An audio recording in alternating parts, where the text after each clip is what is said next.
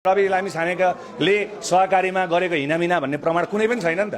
तर पनि उनलाई गोर्खा मिडियामा आएको रकम अपचलन भन्ने नाममा लगेर यति त थुनेर राखेको छ। भएदेखि सहकारीका सञ्चालक लगायत दुनियाँ अपराध गरेका यो सहकारी सम्बन्धी अपराधीहरूलाई चाहिँ राजनीतिक आडमा छोडिएको छ।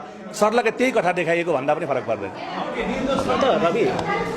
होइन, अब अहिलेसम्म हेर्दाखेरि उहाँको पक्षमा भइरहेको कुरा हेर्दाखेरि र अब निर्दोष छन् छैन भन्ने कुरा कानुनले प्रमाणित गर्ने कुरा हो। तर उहाँले सहकारी ठगी गरेको भन्ने प्रमाण पनि त कहीँ छ त?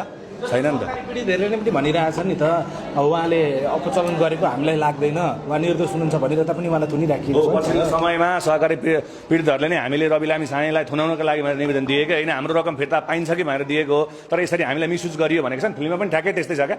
ठ्याक्कै त्यस्तै नै उजुरी गर्न लगाएर चाहिँ गरिएको छ। एकदमै यथार्थपूर्वक छ। धन्यवाद धन्यवाद धन्यवाद। नमस्कार नमस्कार।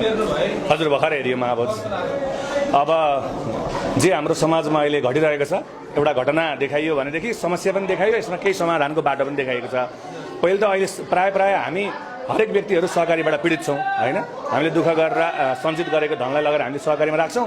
तर सहकारीले चाहिँ पीडितहरूको त्यो रकमलाई चाहिँ खाइदिएर पैसा फिर्ता नदिएको अवस्था छ। र चलचित्रमा पनि ठ्याक्कै त्यही देखाइएको छ। पीडितहरूको पैसा फस्यो र पैसा फसिसकेपछि मुख्य कुरा चाहिँ के भयो भनेदेखि जो असली पीडक हुन् ती पीडक चाहिँ राजनीतिक आडमा आफ्नो शक्तिको आडमा खुलेआम घुमिरहेका छन् भनेदेखि जो पीडक होइनन् ती चाहिँ जेल बस्नु परेको छ होइन, त्यसले भाग्नु परेको छ। जस्तो अवस्था हो देशमा घटेको त्यही देखाएको छ। एकदमै राम्रो छ।